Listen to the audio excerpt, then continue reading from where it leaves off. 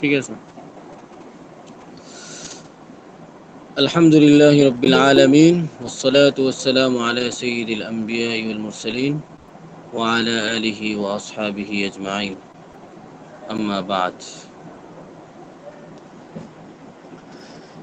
জি, আজকে আমরা রসমুল মুফতি থেকে যে অনওয়ান আছে ওখান থেকে পড়ব। আরবি যে কিতাব আছে ওখানে অনওয়ান নাই মনে হয়, বড় আকারে, বাকি বাংলাতে মনে হয় আছে। তো রসমুল মুফতি মানে মুফতির যে কানুন, মুফতির যে আলামত, মুফতির জন্য কিছু নিদর্শন, মুফতিকে যেগুলো অনুসরণ করে চলতে হয় সেগুলো যদি মুফতির জানা থাকে, মুফতির সামনে থাকে, তাহলে মুফতি ফতুয়ার দেওয়ার ক্ষেত্রে ভুল করবে না। না কলে ফতুয়া, ফতুয়াকে নকল করার ক্ষেত্রে আরেকজন থেকে সে ভুল করবে না। এবং দলিল আদিল্লাহ তারজি কোনটাকে দিবে, কোন ফতুয়াটাকে, তার কোন ইমামের কওলকে মুতাবার মনে করবে, কোনটার উপর ফতুয়া দিবে, কোন শব্দে কোনটার উপর ফতুয়া হবে, এই সব বিষয় নিয়ে ইনশাল্লাহ আজকে আলোচনা হবে। আজকে আলোচনাটা খুবই গুরুত্বপূর্ণ হবে, ইনশাআল্লাহ সবাই খেয়াল করি। আচ্ছা, রসমুল মুফতি। তো রসমু শব্দের অর্থ হলো আলামত, মানে মুফতির জন্য নিদর্শন। আন্নামা ইত্তাফাকা আলাইহি আসহাবুনা ফির রিওয়ায়াতি যাহিরাতি ইফতা বিহি কাতআন। প্রথমে বলা হচ্ছে যে মাত্তাফাকা আলাইহি আসহাবুনা, মানে আমাদের আসহাবগণ, মানে হানাফি মাযহাবের আসহাবগণ, ইমাম আবু হানিফা, ইমাম মুহাম্মদ, ইমাম আবু ইউসুফ, এনারা যারা আছেন, এনাদের রিওয়ায়াতকে জহিরের রিওয়ায়াত বলা হয়। আমি বলছিলাম জহির রিওয়ায়াতের 6টা কিতাব আছে ইমাম মুহাম্মদ রাহমাতুল্লাহি আলাইহি, ওই 6 কিতাবের আর কি। তো এই জাহিরের রিওয়ায়াতের মতের উপর যদি আমাদের আসহাবগণ, মানে আমাদের ইমামগণ, এই কি বলে, আমাদের ইমাম আবু হানিফা, ইমাম আবু ইউসুফ, ইমাম মুহাম্মদ, আরো যত 5 জন আছেন, ইমাম জিয়াদ, তারপরে জুফার রহিমাহুল্লাহ, তো ওনারা যদি একমত হয়ে যান, মাত্তাফাক হয়ে যান রিওয়ায়াতে জহিরের ক্ষেত্রে, অর্থাৎ কুতুবুল জহিরের রিওয়ায়াত যেখানে আছে ওখানে তাদের মত সব এক, কোনো ইখতিলাফ নাই, তাহলে ইফতা বিহি কাতআন, তাহলে ওইটার উপর একদম নিশ্চিতভাবে ফতোয়া দিতে হবে। ওইটার বাইরে অন্য কোনো ইমামের, আমাদের মাযহাবের অন্য কোনো ইমামের ফতোয়া দেওয়া যাবে না। বাস, কুতুবুজ জহির রিওয়ায়াতের মধ্যে যে সমস্ত মাসলার মধ্যে আমাদের আসহাবগণ, আমাদের ইমামগণ ঐক্যমত পোষণ করেছেন, ওখানে নিশ্চিতভাবে ফতোয়া দিতে হবে, ওয়াজিব ফতোয়া দেওয়া। ওয়াখতুলিফা ফীমা ইখতালাফু ফীহি, আর ওয়াখতুলিফা, আর ইখতিলাফ রয়েছে, ফীমা ইখতালাফু ফীহি, ওই সকল বিষয়ের ক্ষেত্রে, যে সকল বিষয়ের ক্ষেত্রে আমাদের আসহাবগণ ইখতিলাফ করেছেন, অর্থাৎ আমাদের মাযহাবের ইমামগণের মধ্যে যে সমস্ত বিষয়ে ইখতিলাফ হয়েছে, ওই সমস্ত বিষয়ে কোনটাকে তারজি দেওয়া হবে, কোনটাকে প্রাধান্য দেওয়া হবে, ওইটার ব্যাপারে মতানৈক্য আছে, কোনটার উপর ফতোয়া হবে এই বিষয়ে মতানৈক্য আছে। এখন ওয়াল আসাহু কামা ফি সিরাজিয়াতি ওয়া গায়রিহা, বলতেছে সবচেয়ে বিশুদ্ধ মতামত যেটা, যেটা সিরাজিয়া কিতাব আছে ফতোয়ায় সিরাজিয়া, ওইটা ওয়া গায়রিহা অন্যান্য কিতাবের মধ্যে আসছে, যে যখন আমাদের আসহাবদের মধ্যে ইখতিলাফ হবে, আমাদের আসহাবদের মধ্যে যখন ইখতিলাফ হবে, তখন কোনটার উপর ফতোয়া দেওয়া, কার কথার উপর ফতোয়া দেওয়া, এই ব্যাপারে ওখানে একটা কওল আছে যে আন্নাহু ইফতা বিকাউলিল ইমাম আল ইতলাক। ওখানে বলেন যে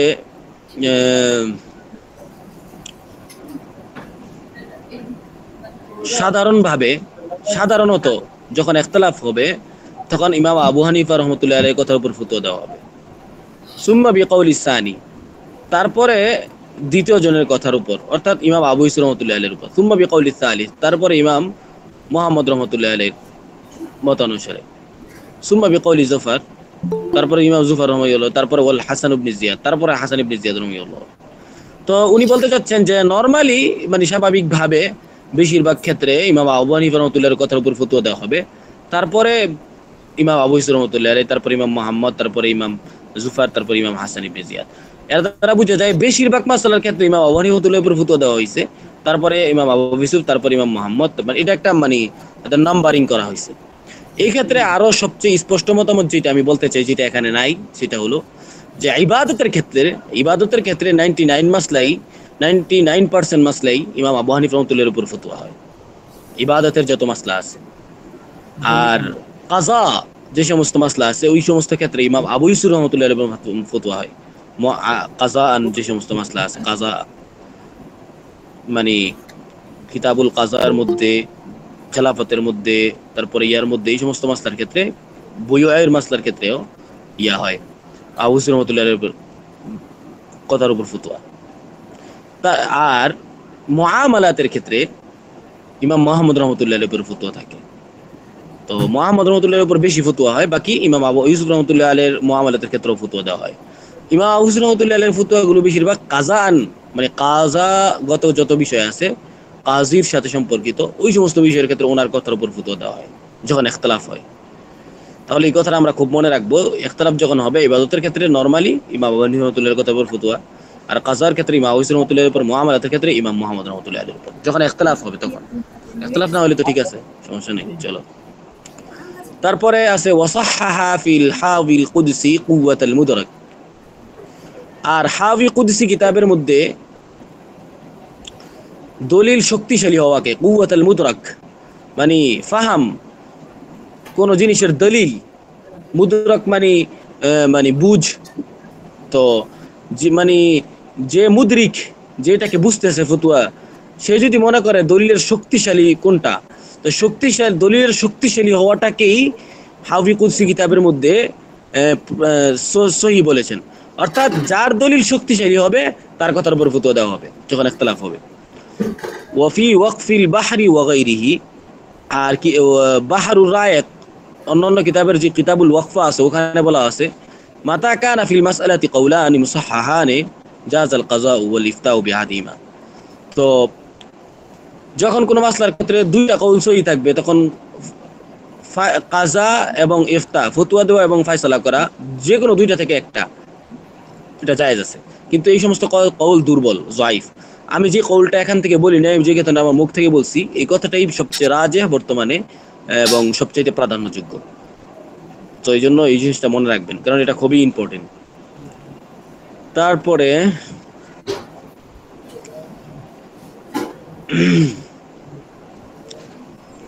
ওয়াফি আউয়ালিল মুসমারাত, এখানে ইম্পর্টেন্ট কিছু আলোচনা হবে যে ফতুয়ার যে কিছু আলফাজ আছে, আলফাজুল ফাতাওয়া, এগুলো খুবই ইম্পর্টেন্ট, গুরুত্বপূর্ণ। যে আলফাজ ফতুয়া জানা থাকতে হয়, কোন কোন শব্দ দেখার পরে আপনি বুঝতে পারবেন। কারণ অনেক সময় ইবারতের মধ্যে অনেক ইবারত লেখা থাকে কিতাবের মধ্যে, কিন্তু লেখা থাকে ওয়া আলাইহিল ফতুয়া, ওয়া আলাইহিল ইয়াতিমাত, ওয়া আলাইহিল ইয়াউম, ওয়া আলাইহি আমালুল উম্মাহ, এই সমস্ত বিষয়। তো এগুলো এই কোন কোন আলফাজ দেখলে আপনি বুঝতে পারবেন যে এটার উপরে ফতুয়া হবে, এই মতটার উপর ফতুয়া হবে। তো এই আলফাজগুলো নিয়ে আলোচনা করবেন। তো ওয়াফি আউয়ালিল মুসবারাত, মুসবারাত কিতাবের শুরুতে আছে যে আম্মাল আলামাতুল ইফতা, ফতোয়া দেওয়ার আলামত হলো ফাকাউলুহু ওয়া আলাইহিল ফতোয়া। এক নাম্বার হলো ওয়া আলাইহিল ফতোয়া। ওয়া আলাইহিল ফতোয়া কোন রিওয়ায়াতের মধ্যে লেখা থাকলে এটার উপর ফতোয়া দেওয়া যাবে। ওয়াবিহি ইফতা, এটারও এই সমস্ত শব্দ লেখা থাকলে ফতোয়া দেওয়া যাবে। ওয়াবিহি নাখুজ, এই শব্দ দেখলে আমরা গ্রহণ করলাম, এটার উপর ফতোয়া দেওয়া যাবে। ওয়া আলাইহিল ইয়াতিমাত, এই শব্দ দেখলে এটার উপর ফতোয়া দেওয়া যাবে। ওয়া আলাইহি আমালুল ইয়াউম, যে এটার উপর আজকের আমল, এটার উপর ফতোয়া দেওয়া যাবে, এই শব্দ দেখলে ফতোয়া যাবে। ওয়া আলাইহি আমালুল উম্মাহ, উম্মতের আমল এটার উপর ফতোয়া দেওয়া যাবে। ওয়া হুয়া সাহিহ, এই সমস্ত শব্দ যেখানে থাকবে এটার উপর ফতোয়া দেওয়া যাবে। বাকি বিবেচনা রাখতে হবে, মানে আপনি দেখে এই ফতোয়া লাভ দিয়ে ফেলবেন না, আপনাকে দেখতে হবে অন্যান্য মুফতিরা কি করছে। কারণ আমি বছর শুরুতে কিতাবটা বলছি, আলোচনাটা, যে আমরা নাকালে ফতোয়া, নাকালে মুফতি, আমরা মুফতি না। আমাদেরকে দেখতে হবে আমাদের আগের মুফতিরা সহি আসাহ কওল থেকে কোনটাকে উপর ফতোয়া দিচ্ছেন। আমরা দেখছি আসাহ ফতোয়া দিয়ে দিলাম, এমন হবে না। ওয়াল আজহার, এই সমস্ত শব্দের উপরে ফতোয়া দেওয়া হয়। ওয়াল আশবা, এটার উপর ফতোয়া দেওয়া হয়। ওয়াল আউজা, এই শব্দের উপর ফতোয়া দেওয়া হয়। আবিল মুখতার, এখানে 12টা শব্দ আছে প্রায়। তো এই শব্দগুলোর উপর দেখলে ফতোয়া দেওয়া হয়। বাকি এই ফতোয়াটা আমাকে দেখে দেখতে হবে যে আমার আগের মুফতিরা কোন শব্দের উপর কিভাবে দেখে ফতোয়া দিচ্ছেন। আমি আমারটার মতো ইয়ে করবো না। অনেক সময় এমন হবে এক মাসলার ক্ষেত্রে 3-4টা শব্দ আছে, ওয়াবিহি নাখুজু আছে, ওয়া আলাইহিল ইতিমাদ আছে, ওয়া আলাইহি আমালুল উম্মাহ। এখন কোনটার উপর দেখবেন আপনি, কোনটাকে প্রাধান্য দিয়ে ফতোয়া দিবেন? তো আগে আপনাকে মুফতিদেরকে দেখতে হবে, ফতোয়া দেখতে হবে, তারপরে আসেন। ওয়ারাহবিহা মিম্মা যুকিরা ফি হাশিয়াতিল বাজদবি, বা এগুলো ছাড়াও এর মতো অন্য কি অনেক আছে। হাশিয়াতুল বাজদবি যে কিতাব আছে বাজদবি, ওই কিতাবের মধ্যে হাশিয়ার মধ্যে এগুলো আছে। ওয়াকাল শাইখুনা রামালি ফি ফাতাওয়িহি, শাইখুনা উনি বলতেছেন যে মুকদ্দমা দুরুল মুখতারের সাহেব যে আছেন, উনি বলতেছেন আমাদের শেখ রামালি রাহিমাহুল্লাহ, ওনার উস্তাদ, ওনার ফতোয়ার মধ্যে বলেন ওয়া বাযুল আলফাজ আকাদু মিন বাযিন, যে এই যে উপরে যে ফতুয়ার কিতাবগুলো, ফতুয়ার আলফাজগুলো বলা হলো, এর মধ্যে কিছু আলফাজের তাকিদ, কিছু আলফাজ অধিক তাকিদ যুক্ত অন্য আলফাজ থেকে। ফালাফজুল ফতুয়া আকাদু মিন লফজিস সাই, বলতেছে লফজে ফতুয়া এটা লফজে সহি থেকে আকাদ, মানে ফতুয়া লফজটা এটা শক্তিশালী সহি লফজ থেকে। অর্থাৎ যেই সমস্ত কওলে একটা মাসলার মধ্যে যদি দুইটা কথা আসে যে ওয়ালাইহিল ফতুয়া আবার ওয়ালি ওয়া সহি, তাহলে যেই মতটার মধ্যে ওয়ালাইহিল ফতুয়া আসবে ওই মতটা প্রাধান্য পাবে। ওয়াল আসাহু ওয়াল আশবাহ ওয়া গায়রিহা, তারপরে বলতেছেন যে লফজে ফতুয়া যেটা আছে এটা লফজে সহি, লফজে আসাহ, লফজে আশবাহ এবং অন্য লফজ থেকে এটা শক্তিশালী বেশি। ওয়া লফজু ওয়া বিহি ইউফতা, ওয়া বিহি ইউফতা শব্দটা এটা ওয়া আকাদু মিনাল ফতওয়া আলাইহি, এই ফতওয়া ওয়াল আসাহু, তাহলে ওয়া বিহি ইউফতা শব্দটা এটা বেশি শক্তিশালী আল ফতওয়া আলাইহি শব্দ থেকে। ওয়াল আসাহু এই শব্দটা আকাদু এটা অধিক বেশি শক্তিশালী মিনাস সহি, সহি থেকে। দেখেন সহি শব্দ থেকে বেশি শক্তিশালী আসাহ, যদি একটা মাসালার উপর সহি আর আসাহ আসে তাহলে আসাহ শব্দটা বেশি শক্তিশালী আসবে। ওয়াল আহওয়াদু আকাদু মিনাল ইহতিয়াত, আহওয়াদ শব্দ যেখানে থাকবে ওই শব্দটা বেশি শক্তিশালী থাকবে যে শব্দের মধ্যে, যেই ফাসলার মধ্যে ইহতিয়াত থাকবে ওটা থেকে। এখানে কথা শেষ হলো। তারপরে সাহেব দুরুল মুখতার বলতেছেন কুলতু, সাহেব তুমতাশি রাহিমাহুল্লাহ যিনি আছেন উনি বলতেছেন লাকিন ফি শাইল মুনিয়াতি লিল হালাবি, এই সামনে কথাটা অনেক ইম্পর্টেন্ট, যে হালাবি রাহিমাহুল্লাহর যে মুনিয়াতুল মুসাল্লি কিতাব আছে ফতোয়ার, অনেক সুন্দর কিতাব, সালাতের মধ্যে ইম্পর্টেন্ট কিতাব, ফতোয়ার কিতাব এটা। উনি ওনার কৌল মাসলা ওয়ালা ইয়াজুজু মাসু মুসহাফিন ইল্লা বিগিলাফিহি, এই মাসলা আলোচনা করতে যে উনি বলেছেন, কি বলছেন, ইদা তাআরাযা ইমামানে মু'তাবারানে, যখন দুইজন মু'তাবার ইমাম তাআরুজ করবে, কি করবে, তাআরুজ হবে তাদের কিভাবে, আব্বারা আহাদুমা বিসসাই ওয়াল আখরু বিল আসা, যে দুইজনের মধ্যে তাআরুজ হইছে, যে একজন বলতেছে সহি শব্দ দ্বারা তাবির করছে, ব্যক্ত করছে, আরেকজন শব্দ বলছে আসা, তাহলে ফাল আখুযু বিসসাহি আউলা, তো বলতেছে ফতোয়া দেওয়ার ক্ষেত্রে তখন সহি যিনি বলছেন ওইটার উপরেই ফতোয়া দেওয়াটা ভালো, যদি দুজন ইমাম এক রকমের মুতাবার হয়।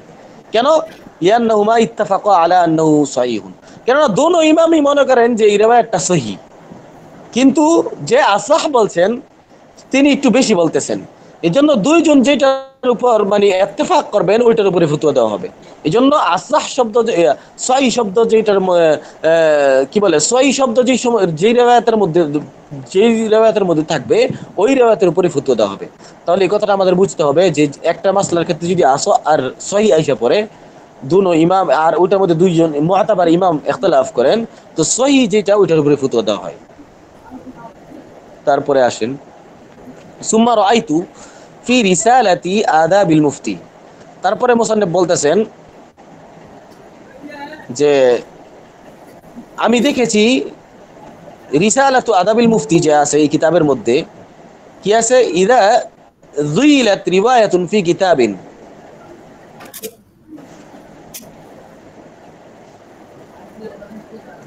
যে কোন মুতাবার কিতাবে, কিতাবিন ইউতামাদ, কোন মুতাবার কিতাবে কোন রিওয়ায়াত উল্লেখ করার পর বিল আসাহ, আসাহ শব্দ বা আউলা বা আউফাক অথবা এর মতো অন্য শব্দগুলো যদি কি করা হয় ওখানে উল্লেখ করা হয়, কোন মুতাবার কিতাবে কোন রিওয়ায়াত বর্ণনা করার পর আসাহ কিংবা আউলা বা আউফাক ওয়া নাহবি এর মতো শব্দ যদি বয়ান করা হয়, ফালাহু আইয়ুফতা বিহা, তাহলে মুফতির জন্য সুযোগ আছে যে সেটার উপর ফতোয়া দিবে, ওয়া বি মুখালিফিহা আইজন আইয়াশা, এবং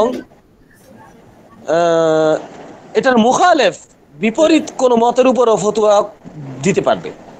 অর্থাৎ এই কোন কিতাবের মধ্যে যখন আপনি দেখবেন যে কোন মুতাবার কিতাবের মধ্যে কোন রিওয়ায়াত উল্লেখ করার পরে আসাহ শব্দ বা আউলা আউফাক এই সমস্ত শব্দ আছে, ফালাহু আইয়ুফতা বিহা, তো এটার উপর সে ফতোয়া দিতে পারবে, এটার দেখে সে ফতোয়া দিতে পারবে, ওয়া বি মুখালিফিহা আইজন আইয়াশা, এবং এটার মুখালেফ রিওয়ায়াতের উপর ফতোয়া দিতে পারবে। অর্থাৎ এটার মুখালেফ কোন শক্তিশালী রিওয়ায়াত যদি থাকে ওখানে এটার মুখালেফ, তো ওইটার উপরে ফতোয়া দেওয়ার চান্স থাকবে, কিন্তু শর্ত হলো এই সমস্ত শব্দ যদি থাকে, অর্থাৎ আসাহ আউলা আউফাক এই সমস্ত শব্দ থাকলে। কিন্তু ওয়াইদা দুইলাত বিসহি আউল মাখুজ বিহি, যখন কোন কিতাবের মধ্যে কোন রিওয়ায়াত উল্লেখ করার পর সহি শব্দ বা মাখুজ বিহি শব্দ থাকবে, আও বিহি ইউফতা শব্দ থাকবে, আও আলাইহিল ফতওয়া শব্দ থাকবে, লাম ইউফতা বিমুখালাফিহি, তাহলে সে এটার মুখালেফ কোন রিওয়ায়াতের উপর ফতোয়া দিতে পারবে না। ইফতা ওয়া আলি ফতোয়া, এই সমস্ত শব্দ যদি থাকে কোনো ফতোয়ারকে কোন রিওয়ায়াতের মধ্যে, তাহলে এটার মুখালেফ রিওয়ায়াতকে আপনি ফতোয়া দিতে পারবেন না। কিন্তু যখন আসাহ, আউফাক, আউলা শব্দ থাকবে তখন আপনি এটার মুখালেফ ফতোয়া দিতে পারবেন। কথাটা মনে রাখতে হবে। তাহলে সহিহ মাহফুজ বি ইফতা ওয়া আলিল ফতোয়া শব্দ যদি থাকে, তাহলে লাম ইফতি বিমুখালাফিহি, এটার মুখালেফ রিওয়ায়াতের উপর ফতোয়া দিতে পারবেন না।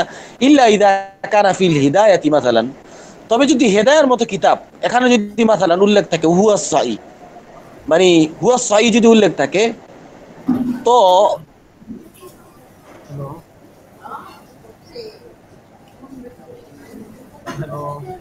এবং ওয়াফিল কাফি, কাফি গ্রন্থ যে আছে ওখানে যদি বিমুখালাফিহি কোন মুখালিফ রিওয়ায়াতের মধ্যে হুয়া সহিহ থাকে, ফায়ুখায়্যারু, তাহলে সেখানে ইখতিয়ার দেওয়া হবে, ফায়াখতারুল আকওয়া ইনদাহু ওয়াল আলিয়াক ওয়াল আসলাহ।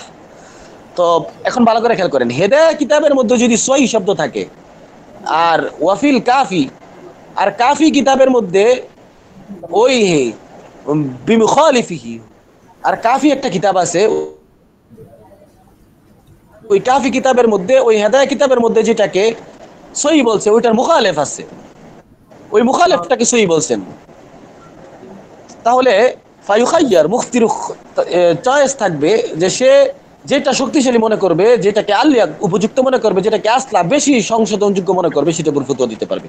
তাহলে হিদায়া আর কাফি কিতাবের মধ্যে যদি তাআরুজ হয়, কিভাবে তাআরুজ হয়, যে এক কিতাবের মধ্যে বলা আছে সহিহ, আর কিতাবের মধ্যে ওই রিওয়ায়াতের মুখালেফটাকে সহিহ বলা হয়েছে, তো ওখানে মুফতি চান্স থাকবে সে যেটাকে শক্তিশালী মনে করবে, যেটাকে উপযুক্ত মনে করবে, যেটাকে বেশি আসলা মনে করবে, সেটার উপর ফতোয়া দিবে। এটা একটা কায়দা।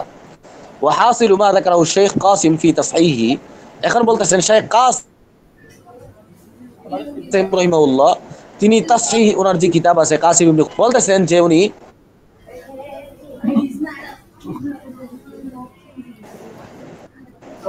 যে এর মধ্যে কোনো পার্থক্য নাই,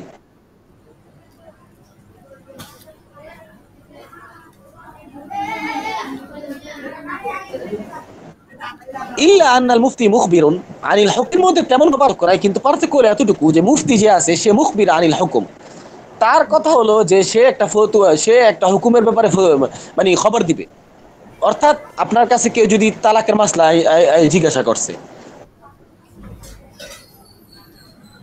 তো আপনি তাকে হুকুম, এই হুকুম এটা হলো, এটার এই ফতোয়া, এখন সে মনে করেন এটার উপর তার মানা লাজেম না, সে যদি অন্য কোনো মুফতির কাছে সে গিয়ে, মানে অন্য কোনো সাহেবে মুফতির কাছে যে সে অন্য কোনো ফতোয়া নেয়, সে ওখান থেকে যদি বিপরীত কোনো ফতোয়া আসে, তাহলে সে এটার উপর সে আমল করতে পারে। আর কাজী যে আছে, ওয়াল কাজী মুলজিমুন বিহি, আর কাজী যে ফতোয়া দিবে ওইটার উপর ফতোয়া ইমপ্লিমেন্ট, মানে যে কাজী যে ফয়সালা দিবে ওইটার উপর আপনাকে আমল করতে হবেই, ওখানে কোনো চান্স নাই ওইটা থেকে বিরত থাকা। ওইটা না করলে, খেলাফত থাকলে আপনার উপর শাস্তি কায়েম করা হবে। কিন্তু ফতোয়া যখন আপনাকে কেউ দিবে মুফতি, তখন আপনার উপর শাস্তি দিতে পারবে না আপনি যদি ফতোয়ার উপর আমল না করেন খেলাফত থাকা অবস্থায়। অর্থাৎ আপনি যদি অন্য কোনো সাহেব ভালো মুফতির কাছে, হক্কানি মুফতির কাছে যে উল্টা কোনো এটার বিপরীত কোনো ফতোয়া আসে, আপনি ওইটার উপর আমল করতে পারেন। তো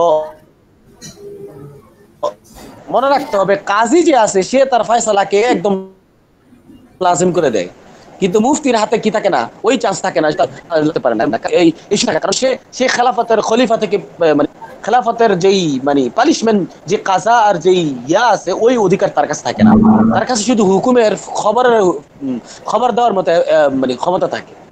ওয়ান্নাল হুকমা ওয়াল ফুতিয়া বিল কওলিল মারজুহ জাহলুন ওয়া খারকুন লিল ইজমা, বলতেছে ওয়ান্নাল হুকমা ওয়াল ফুতিয়া বিল কওলিল মারজুহ, বলতেছে কোন হুকুম দেওয়া এবং ফতোয়া দেওয়া, মানে ফয়সালা করা বা ফতোয়া দেওয়া মারজুহ কওলের উপর, যেটা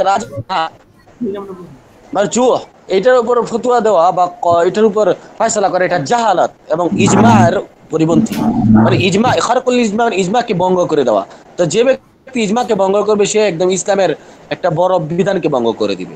তো এই জন্য বলা হয়েছে যে কওলে মারজুহ যেটা আছে ওইটার উপর ফতোয়া দেওয়া যাবে না, ওইটার উপর ফয়সালা কাজা করা যাবে না, তাহলে এটা ইজমার খেলাফ হবে। ওয়ান্নাল হুকমাল মুলাফফাকা বাতিলুন বিল ইজমা। আর বলতেছে এই ভালো করে খেয়াল করেন, ওয়ান্নাল হুকমাল মুলাফফাক বাতিলুন বিল ইজমা। মনে করেন নামাজের মাসলা, এক মাসলার ক্ষেত্রে হানাফি মাযহাবের উপর ফতোয়া দিছে, আরেক মাসলার ক্ষেত্রে ইমাম মালিকি মাযহাবের উপর ফতোয়া দিছে। এইভাবে হুকুম লাগানো, আন্নাল হুকমাল মুলাফফাক, এটাকে হুকমে মুলাফফাক বলে, যে বিভিন্ন মাযহাব থেকে মিলিয়ে ফতোয়া দেওয়া, হুকুম লাগানো, এটা বাতিল বিল ইজমা, এটা কোনোভাবে জায়েজ নেই। এটা অনেক ক্ষেত্রে আহলে হাদিসরা করে, আর অনেক ক্ষেত্রে আরো অনেকরা করে। তো ওরা তো বলে মাযহাব মানে না, কিন্তু ওরা মাযহাব মানে এইভাবে। ওয়ান্না রুজু বালা, মাযহাবিরা এটা করে থাকে। ওয়ান্না রুজু আনি তাকলিদ বাদাল আমাল বাতিলুন ইত্তিফাকান, বলতেছে তেমনি ভাবে, মানে ওয়ান্না রুজু আনি তাকলিদ বাদাল আমাল, বলে কোন মাসলার ক্ষেত্রে আপনি তাকলিদ করে আপনি আমল করছেন, আমল করার পরে আবার ওইটা থেকে ফিরে আসতেছেন, তাহলে এটা বাতিল ইত্তিফাকান। মানে আপনি একটা মাসলার উপর আমল করছেন হানাফি মাযহাব অনুযায়ী, আপনি আবার এই মাসলা থেকে ফিরে আসতেছেন, আপনি বলতেছেন, আপনি আবার কয়দিন পরে বলতেছেন না আপনি এই মাসলার উপর আমল করবো না, আপনি শাফিঈ মাযহাবের মতামতের উপর আমল করব ওই মাসলার ক্ষেত্রে, এভাবে রুজু আপনি করতে পারেন না, এটাও বাতিল। ওয়া হুয়াল মুখতারু ফিল মাযহাব, এটাই আমাদের হানাফি মাযহাবে পছন্দনীয় অভিমত, নির্বাচিত অভিমত। তারপরে ওয়া আন্নাল খিলাফা খাসুন বিল কাযিল মুজতাহিদ, এখন বলতেছে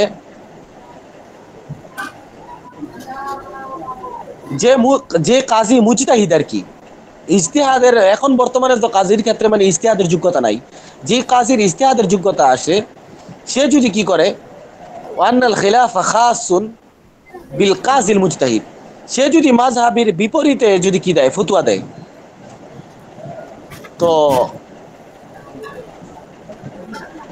এই বিষয়ে সে ফতোয়া দিতে, সে যদি মাযহাবের খেলাফ যে ফতোয়া দেয়, তাহলে এই ক্ষেত্রে তার কথা গ্রহণযোগ্য হবে কিনা, এই ক্ষেত্রে ইখতিলাফ আছে। ওয়ান্নাল খিলাফ খাসুন, মানে ইখতিলাফ রয়েছে, খাসুন বিশেষভাবে বিল কাযিল মুজতাহিদ, ওই কাজী এবং মুজতাহিদের ক্ষেত্রে, ওই মুজতাহিদ কাজীর ক্ষেত্রে যে তার মাযহাবের খেলাফ যে ফতোয়া দেয়। এখন কি ইখতিলাফ দেখেন ভালো করে,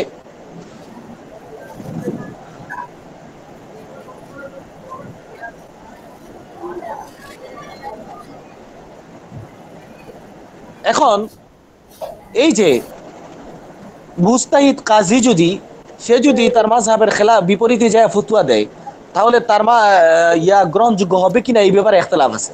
ইখতিলাফটা কি? ইমাম আবু হানিফা রাহমাতুল্লাহি আলাইহি সহিহ বলেন যে সে যদি তার মাযহাবের খেলাফ যে ফতোয়া দিয়ে দেয় বা ফয়সালা করে ফেলে, তাহলে এটা ইমপ্লিমেন্ট হবে না। আর ইমাম আবু হানিফা রাহমাতুল্লাহি আলাইহি যদি গলতিভাবে ভুলভাবে এটা করে, তাহলে এটা হয়ে যাবে, কিন্তু গলতি না করে, ভুলবশত না করে, ইচ্ছা করে করলে তাহলে এটা হবে না, বাস। আর ওয়াম্মাল মুকাল্লিদ, সে যদি তার মাযহাবের বিপরীতে যায়, তাহলে ফালা ইয়ানফুযু কাযাউহু, মানে যে কাজী নিজে মুকাল্লিদ, সে মাযহাবের মুকাল্লিদ, সে মাযহাবকে অনুসরণ করে, সে মুজতাহিদ না, সে যদি মাযহাবের খেলাফে অনুযায়ী আমল করে, তাহলে ফালা ইয়ানফুযু কাযাউহু, তাহলে তার ফয়সালা এটা গ্রহণযোগ্য হবেই না। ফালা ইয়ানফুযু কাযাউহু বিখিলাফি মাযহাবি আসলান, বলতেছে তার মাযহাবের খেলাফ তার কোনো ফতোয়া গ্রহণযোগ্য হবেই না, কামা ফিল ফুতিয়া গ্রন্থে যেভাবে আসছে। কুলতু, এখন মুসান্নিফ বলতেছেন ওয়ালা সিমা ফি জামানিনা, বলতেছে বিশেষভাবে আমাদের বর্তমান কালে, তো বলতেছে আমাদের বর্তমান কালে কি,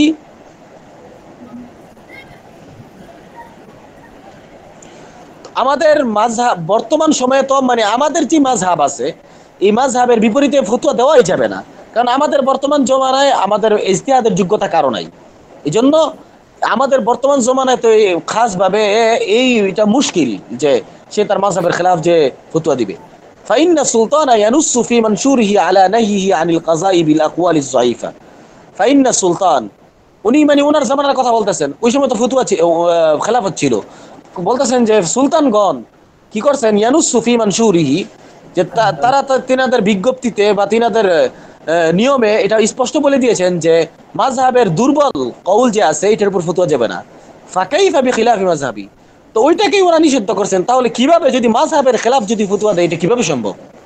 ফায়াকুনু মাযুলান বিনিসবাতি লিগাইরিল মুআতামাদি মিন মাযহাবিহি। তো বলছে ফায়াকুনু মাযুলান, বলতেছে কেউ যদি এমনটা করে তার মাযহাবের খেলাফ ফতোয়া দেয় তো তাকে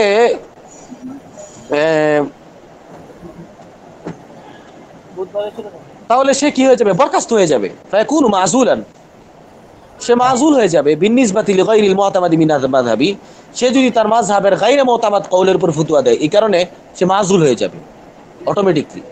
ফালা ইয়ানফুযু কাযাউহু ফিহি, তাহলে তার কাজা সেখানে তার কাজা গ্রান্টেড হবে না, গ্রহণযোগ্য হবে না, জারি হবে না। ওয়ায়ানকুযু কামা বুসিতা ফি কাযাইল ফাতহি ওয়াল বাহরি ওয়ান নাহরি ওয়া গায়রিহা। ওয়ায়ানকাযু এমনি এই সম্পর্কে ফাতহুল কাদির, বাহরুল রায়েক, নাহরুল ফায়েক বিভিন্ন গ্রন্থে কিতাবুল কাজার যে অধ্যায় আছে ওখানে বিস্তারিতভাবে কি হয়েছে আলোচনা হয়েছে।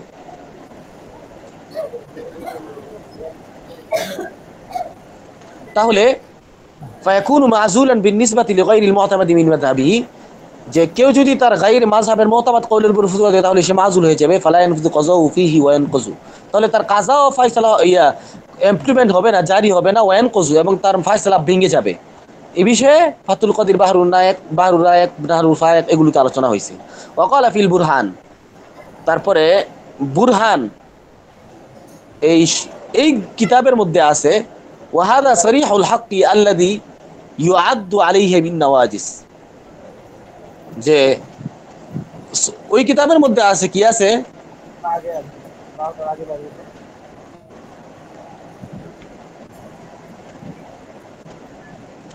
যে এই উপরে যে আলোচনা করা হয়েছে যে মাযহাবের খেলাফ যে ফতোয়া দেওয়া হয় তখন সে মাযুল হয়ে যাবে, এটাই ওয়াহাদা সরিহুল কওল, এটা স্পষ্ট কওল আল্লাযী ইয়াউদ্দু আলাইহি বিন নওয়াজিস, যেটার উপর একদম নওয়াজিস দাঁত যে আছে এটা দ্বারা একদম আঁকড়ে ধরতে হবে, অর্থাৎ এটাই শক্তিশালী কওল, এটা থেকে ছাড়া যাবে না। নাম আমরুল আমিরি মাতা সাদাফা ফাসলান মুজতাহিদান ফিহি নাফাযা আমরুহু, তবে বলতেছে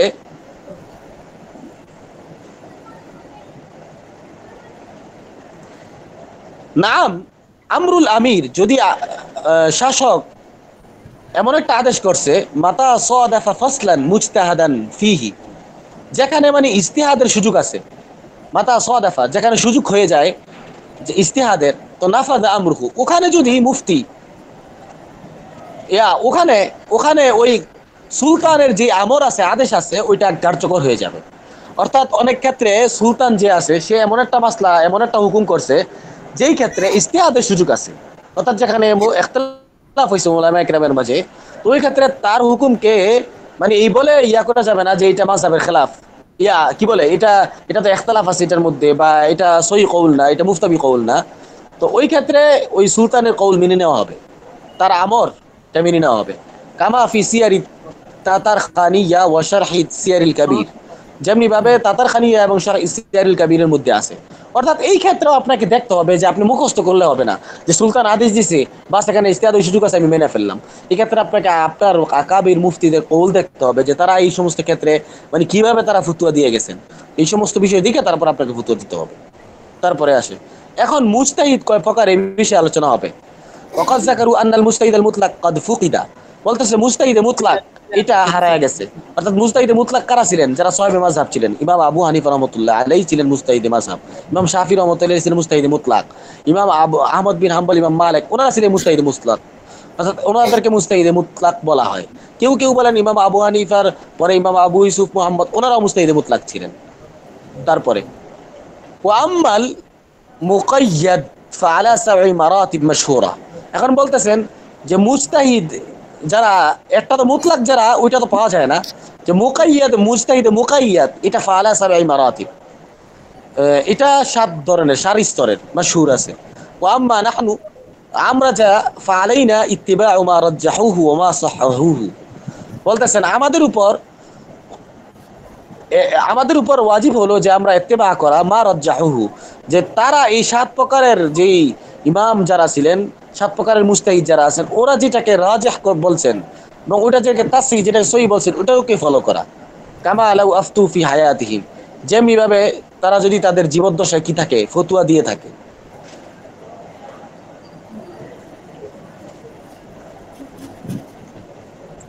অর্থাৎ কামা লাউ আফতু ফি হায়াতিহিম, যদি তারা তাদের জীবদ্দশায় ফতোয়া দিত আর আমরা যদি বেঁচে থাকতাম তো আমাদের উপর লাজিম ছিল। এমনি ভাবে এরা মারা যাওয়ার পরও ওরা যেটার উপর ফতোয়া দিয়েছেন ওইটাকে ইত্তেবা করা আমাদের উপর ওয়াজিব। তো এখন এই যে মুস্তাহিদে মুতলাক তো আমি বললাম, মুস্তাহিদে এই মুকাইয়াদ যে এটা এটা হলো এই এরা সাত সাত সাত ধরনের। এক নাম্বার মুস্তাহিদিন ফিশ শারা, এক নাম্বার দলকে বলা হয় মুস্তাহিদিন ফিশ শারা। এটার মধ্যে ইমাম আবু ইউসুফ মুহাম্মদ রহমাতুল্লাহ দাখিল হয়। আরেকটা হলো মুজতাহিদিন ফিল মাযহাব, না না ইমাম অনেকে বলেন মুস্তাহিদ ফিশ শারা যে আছে এটার মধ্যে ইমাম আবু ইউসুফ মুহাম্মদ শামিল হয় না, এটার মধ্যে ইমাম আবু মুহাম্মদ, এইটার মধ্যে ইমাম আবু হানিফা, ইমাম শাফি, ইমাম আহমদ বিন হাম্বল এদেরকে বলা হয় মুস্তাহিদিন ফিশ শারা। আবার এটাকে এটাকে মুজতাহিদে মুতলাক অনেকে বলেন। আর মুজতাহিদিন ফিল মাযহাব দুই নাম্বার হলো মুজতাহিদিন ফিল মাযহাব, এটার মধ্যে ইমাম আবু ইউসুফ মুহাম্মদ রহমাতুল্লাহ আলাইহি শামিল হন, ইমাম জুফার এরা শামিল হন। আরেকটা হলো মুজতাহিদিন ফিল মাসাইল, এটার মধ্যে তিন নাম্বার, এটার মধ্যে ইমাম খাসসাফ, ইমাম জাফর তাহাবি, ইমাম হাসান কারখি, শামসুল আইম্মা হালওয়ানি ইনারা শামিল হন। চার নাম্বার হলো আসহাবুত তাখরিজ মিনাত মুকাল্লিদিন, এরা এরা হলো এর মধ্যে ইমাম রাজি রহিমাহুল্লাহ এবং এর মতো আরো অন্য ইমাম যারা আছেন ওনারা শামিল হন। আরটা হলো আসহাবুত তারজিহ মিনাল মুকাল্লিদিন, এর মধ্যে এটা পাঁচ নাম্বার, এরা হলো আবুল হাসান কুদরি রহিমাহুল্লাহ, সাহেবে হিদায়া এনারা। ছয় নাম্বার হলো তাবাকাতুল মুকাল্লিদিন আল কাদিরিন আলা তাময়িজ বাইনাল আকওয়া ওয়াল কাই ওয়াজ যায়িফ ওয়া যাহির মাযহাব ওয়া রিওয়ায়াত নাদিরা, ওই তাবকা যারা এটাকে পার্থক্য পারে যে কোন কওলটা আকওয়া, কোন কওলটা কবি, কোন কওলটা যায়িফ, কোনটা যাহির মাযহাব, কোনটা রিওয়ায়াত নাদিরা, তো এগুলোর মধ্যে পার্থক্য যারা করতে পারে এরা হলো 6 নাম্বার তাবকা। আর 7 নাম্বার তাবকা এর মধ্যে কারা কারা আছেন, এর মধ্যে সাহেবে ওয়াকায়া আছে, শারহুল ওয়াকায়ের যে ওয়াকায়া আছে উনি, সাহেবে কানজুদ দাকায়েক ওনারা। তারপরে আরেকটা আছে তাবাকাতুল মুকাল্লিদিন আল্লাযীনা লা ইয়াকদিরুনা, 7 নাম্বার, আলা মা যুকিরা ওয়া লা ইফাররিকুনা বাইনাল গাসি ওয়াস সামিন, যে ওই মুকাল্লিদ যারা পার্থক্য করতে পারে না আকওয়া এবং কবির উপর, এবং যারা কোনটা মূল্যবান, কোনটা গাছ এবং কোনটা সামিন এটার উপর পার্থক্য করতে পারে না, এরা 7 নাম্বার। এখন এটার মধ্যেই বর্তমানে আমরা আছি, বুঝতেছেন? আমরা এই 7 নাম্বার তবকায়ও পড়ি না আর কি বলতে গেলে। তো আমরা যারা মুফতি বা ফতোয়া পড়বে তো আমরা তো এটার উপর পার্থক্য করতে পারি না, আমাদেরকে মুফতির কওলকে ফতোয়া করতে হয় যে আমাদের আগে যে মুফতি আছে উনি কিভাবে ফলো করছেন, উনি কোনটার উপর ফতোয়া দিচ্ছেন ওটাকে আমাদের ফলো করতে হয়। এই জন্য আমরা 7 নাম্বার স্তর। তো তাহলে এই 7 নাম্বার স্তর আমাদেরকে বুঝতে হবে। তো বর্তমানে মুস্তাহিদ বলতে নাই যারা আছে, তো ইমাম এই যে কি বলে যাদেরকে এই ইমাম কি বলে শাইখুল ইসলাম তাকিয়াল উসমানী দামাত বরকাতুহুম, আর যে তারপরে যদি বলা হয় শেখ আব্দুল মালিক, ওনাদেরকে মুজতাহিদ ফিল মাসাইল বলা হয়। যে ওনারা মাসলার ক্ষেত্রে ইজতিহাদ করতে পারেন, কিছু কিছু মাসলার ক্ষেত্রে, সমস্ত মাসলার ক্ষেত্রে না। তো তারপরে ইমাম কারসাবি রহিমাহুল্লাহ ছিলেন ওনারা। তারপরে আসেন ফাইন কুলতা কদ ইয়াহকুনা আকওয়ালান বিলা তারজিহিন, বলতেছে তুমি যদি প্রশ্ন করো তাহলে যে ফুকায়ে কেরাম অনেক কওল বয়ান করছে বিলা তারজিহ, ওখানে কোনো প্রাধান্য দেয় না, তারজিহ ছাড়াই বয়ান করছে।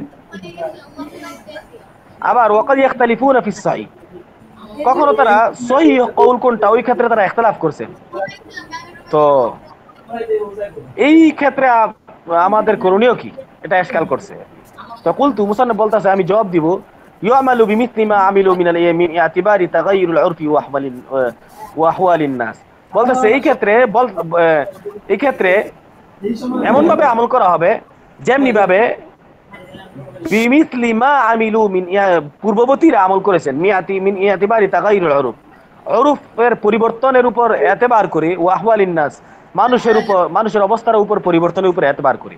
মানে যেটা এখন কিছু কিছু ক্ষেত্রে তাকি উসমানী সব করে থাকেন, যেমন এমন মুআমালাতের মাসলা আসে যেটার মধ্যে পূর্ববর্তী আলেমদের থেকে কোনো রিওয়ায়াত নাই, তো ওই সমস্ত ক্ষেত্রে ওনারা উরুফ দেখে ওনারা ফয়সালা করেন। তো এটাই এখানে বলছে আর কি। তো কোন কোন ক্ষেত্রে উরুফ দেখে ফয়সালা করা হবে, ওমা হুয়াল আউফাক ওয়া মা যাহারা আলাইহি তাআমুল, আবার কোন কোন ক্ষেত্রে যেটা বেশি আউফাক, বেশি মানে যুক্তিযুক্ত ওইটার উপর আমল করবে।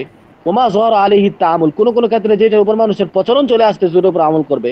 ওমা কবিয়া ওয়াজহু, এবং যেটার ওয়াজাহ, যেটার দলিল শক্তিশালী, ওই ক্ষেত্রে ওইটার উপর আমল করতে পারে। অর্থাৎ 3-4টা চান্স আছে। অরূপের উপর অরূপ দেখতে পারে, তারপরে কোনটাকে বেশি যুক্তিযুক্ত জমানার সাথে ওইটা দেখতে পারে, কোনটার দলিল যুক্তিযুক্ত ওইটাও দেখতে পারে মুস্তাহিদ যে হবে। ওয়ালা ইয়াখলুল ওয়ুজুদ আম্মান ইউমাইয়িজু হাযাল হাযা হাকীকাতান লা যান্নান, ওয়ালা ইয়াখলুল ওয়ুজুদ আম্মান ইউমাইয়িজু হাযা হাকীকাতান লা যান্নান। এখন বলতেছেন যে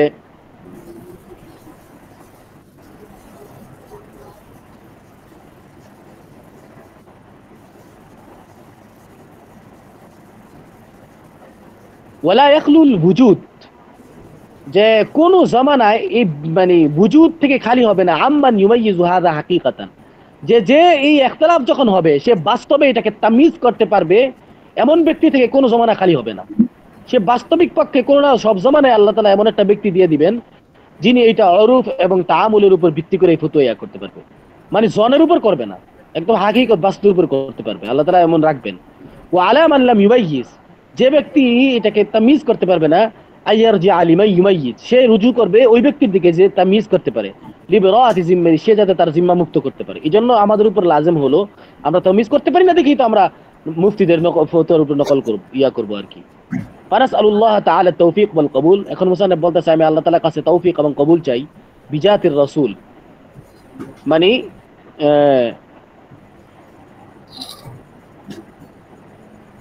রাসূল সাল্লাল্লাহু আলাইহি ওয়াসাল্লামের উসিলায় আল্লাহ তাআলার কাছে তৌফিক এবং কবুল চাই। কাইফালা, কিভাবে না হবে, এইভাবে হবে না। ওয়াকাদ ইয়াসসারাল্লাহু তাআলা ইবতিদা তাময়িজিহি ফি রাউযাতিল মাহরুসা, বলতেছেন যে কেনই বা এই কিতাবটি গ্রহণযোগ্য হবে না, অথচ এটার জন্য আমি কি করেছেন, ওটার জন্য উনি কি করেছেন। কাইফা, ওয়াকাদ আল্লাহ তাআলা সহজ করেছিলেন ইবতিদা তাময়িজিহি ফি রাউযাতিল মাহরুসাতি, যে এই কিতাবের যে পাণ্ডুলিপি আছে এটা রাউযাতে মাহরুসা, আল্লাহ তাআলা ওখানে আল্লাহ তাআলা এই পাণ্ডুলিপি পরিমার্জন করার জন্য আল্লাহ তাআলা সহজ করে দিয়েছিলেন। তো তো এই কিতাবের গ্রহণযোগ্যতা কেন হবে না। ফির রাউযাতিল মাহরুসাতি ওয়াল বুকআতিল মানুসা, বুকআতিল মানুসা, বুকআ মানে স্থান, মানুস মানে হলো মানে এমন স্থান যেটা মানে একদম পুত পবিত্র। তুজাহা ওয়াজহি সাহিবির রিসালা, বলতেছে এটা কার কাছে করছেন, তুজাহা ওয়াজহি সাহিবির রিসালা, মানে যিনি রাসূল, সাহেব রাসূল, ওনার দরবারে, ওয়া হাইজিল কামালি ওয়াল বাসালা, এবং যিনি হাইবিল কামালি ওয়াল বাসালা, যে বীরত্ব এবং কামালিয়াতের অধিকারী। এবং আরো কার দরবার ছিল, ওয়া দজিআইহিল জালিলাইন, এবং তার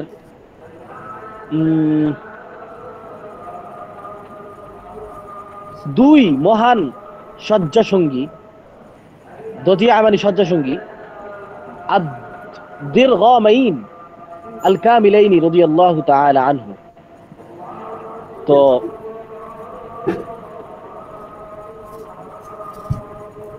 তো তাহার মহান, তো তিনার যে মহান বীর যে ছিলেন দুই শয্যাসঙ্গী, ওনাদের সামনে আদ-দিরগামাইনিল কামিলাইনি রাদিয়াল্লাহু আনহু, যারা বীরত্বে পরিপূর্ণ ছিল, তো ওনাদের দরবারের সামনে আমি এই কিতাবটা তাবয়িজ করার তৌফিক হয়েছে আমার। আনসাইরিস সাহাবাতি আজমাইন, এবং বলতেছে এবং সমস্ত সাহাবা কিরাম যা আছেন ওনাদের ওনাদের দরবারে উনি এটার দুরূদ পাঠাইতে চাচ্ছেন, ওনাদের থেকেও এটার মাকবুলিয়াতের দোয়া করতেছেন। ওয়ালিদাইনা ওয়ালিদিনা ওয়া মুকাল্লিদিহিম বিইহসানিন ইলা ইয়াউমিদ্দিন, এবং বলতেছেন যে সকল সাহাবায়ে কেরাম এবং আমার পিতামাতা এবং কিয়ামত পর্যন্ত, ইহসান ইলা কিয়ামত পর্যন্ত যত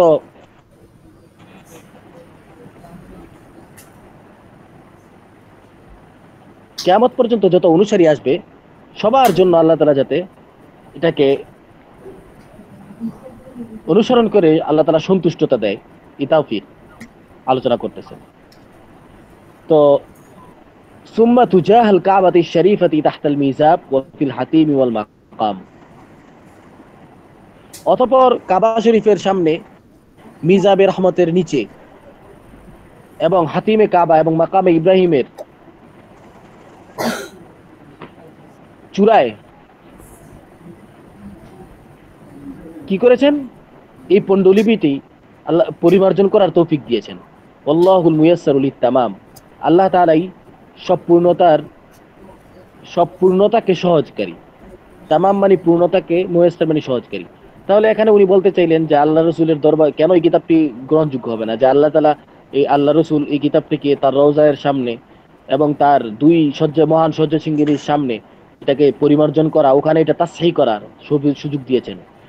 তো এটা উনি বলতে চাইলেন, এবং লাস্টে উনি দোয়া করছেন যে যে এটা যাতে কিয়ামত পর্যন্ত যত মুকাল্লিদ থাকবে এটাকে, এটার জন্য যাতে ওনাদের জন্য এটাকে নাজাতের উসিলা বানায়, এই দোয়া করছেন। তো এতটুকু পর্যন্তই আজকে সবক।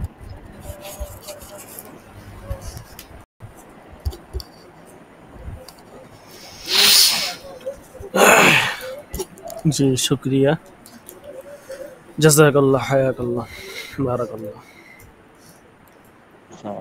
আচ্ছা, তো আমাদের মুকদ্দমা দুররে মুখতার এই পর্যন্তই, এবং এই হচ্ছে আপনার কিতাবের শেষ সীমানা আর কি। মানে দুররে মুখতার যেটা কিতাব, তো এই কিতাবের মুকদ্দমাটা এই পর্যন্তই ছিল এই কিতাবের মুকদ্দমা।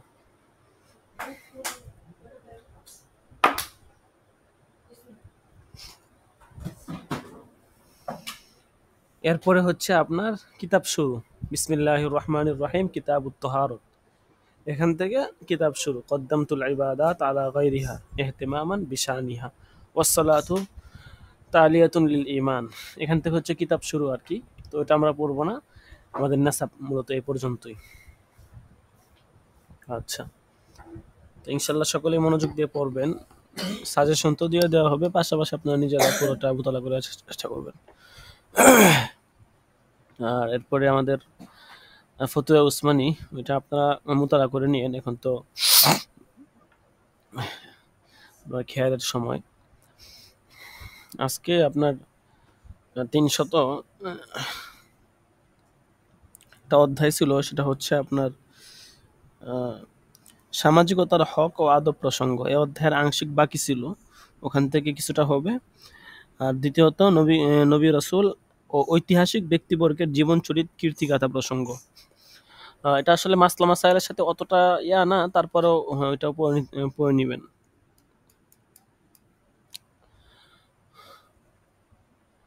এখানে বিভিন্ন নবীদের, এরকম রাসূলদের ঘটনা নিয়ে আসা হয়েছে আর কি।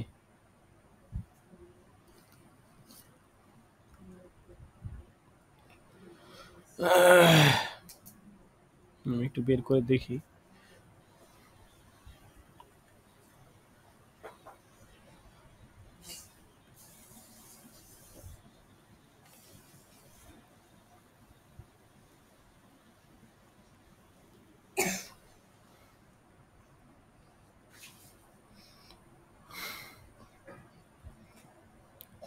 ইয়াজিদ ইবনে মুআবিয়ার উপর অভিসম্পাত করার হুকুম। বলতেছে অভিসম্পাত করা কি সওয়াবের কাজ? বলছে না, এটা কখনোই সওয়াবের কাজ হতে পারে না। ইয়াজিদের নামে সাল্লাল্লাহু আলাইহি সাল্লাম লেখা, ইয়াজিদের উপরে জান্নাতি হওয়ার আকীদা। ঠিক আছে, এরকম কিছু প্রশ্ন আর কি, আকায়াত সম্পর্কিত অনেক বেশিরভাগ প্রশ্ন আর কি এখানে আছে, আকায়াত সম্পর্কিত প্রশ্ন। এটা আপনার 381-82 নম্বর পৃষ্ঠা থেকে শুরু হয়েছে আর কি, শুরু হয়ে শেষ পর্যন্ত আর কি।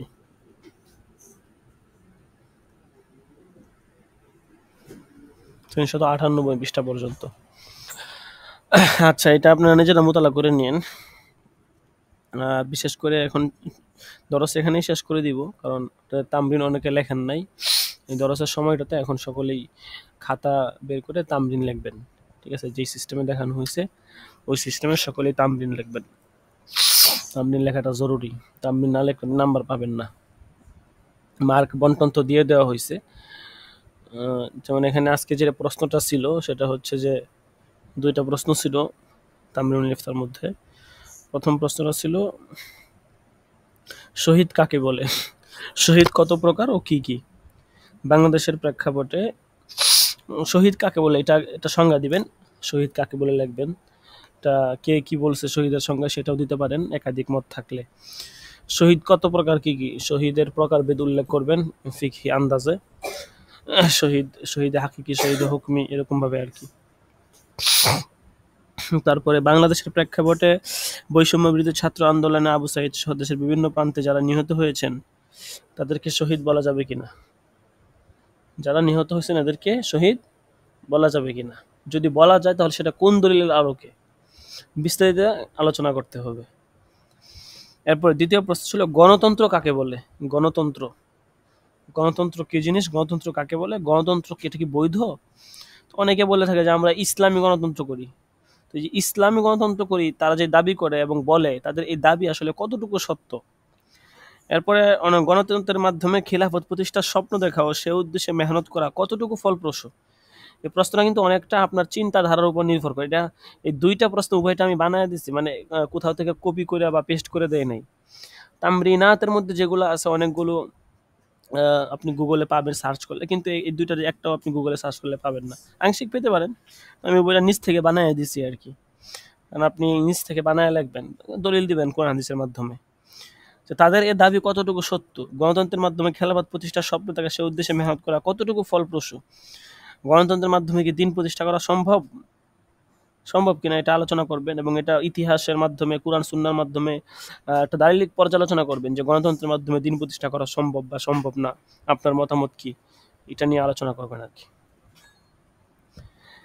এরপরে দর্শে যে 18টা তামরিন ছিল ওইটার জন্য 3 নাম্বার করে মোট 54 নাম্বার, আর এটার জন্য 20 করে 40 নাম্বার, আর হাতের লেখার জন্য 6 নাম্বার। এই হচ্ছে আপনার 100 নাম্বারের পরীক্ষা।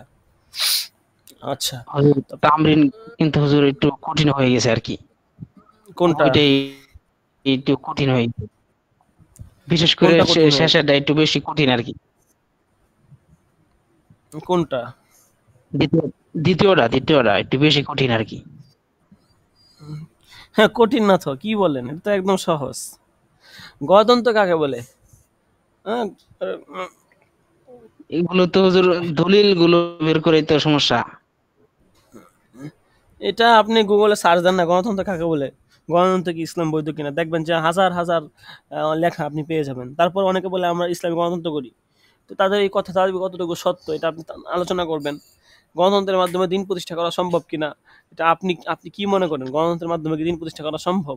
আপনার একটা ইয়া আছে না, এলেম, সে এলেমের আন্দাজে একটা আলোচনা করবেন, ঠিক আছে? এরপরে টুকটাক যতটুকু পারেন দলিল দিবেন, এই তো। সহজ সহজ, একদম সহজ, ঠিক আছে? কঠিন মনে করলে কঠিন।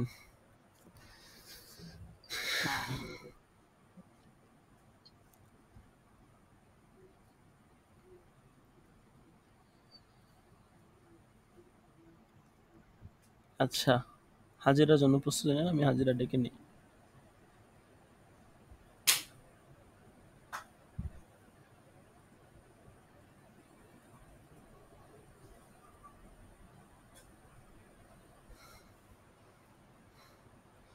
আজকে 34 নাম্বার ক্লাস। জুনায়েদ আল হাবিব আছেন, রাকিবুল হাসান, মোহাম্মদ ইউসুফ, তারপরে মুসাব্বির হোসেন, আরমান হোসেন, আব্দুল আহাদ,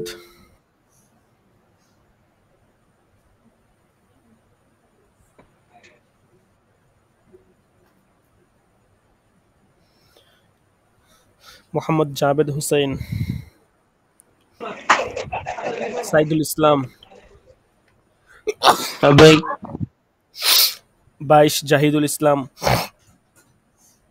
23 মাহফুজ বিন কাসেম,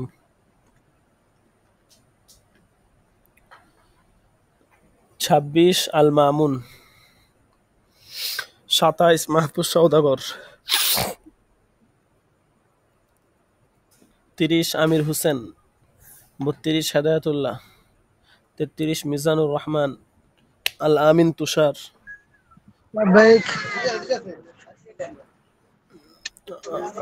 পরে করতে আসলেন রায়হান মাহমুদ, সোহাইল আহমদ, মুস্তাকিম বিল্লাহ, গুলাম কিবরিয়া, ইসমাইল হোসেন, কাউসার আহমদ, ইকরাম আল হাসান, এমদাদুল ইসলাম, লাব্বাইক। মুস্তফা কামাল।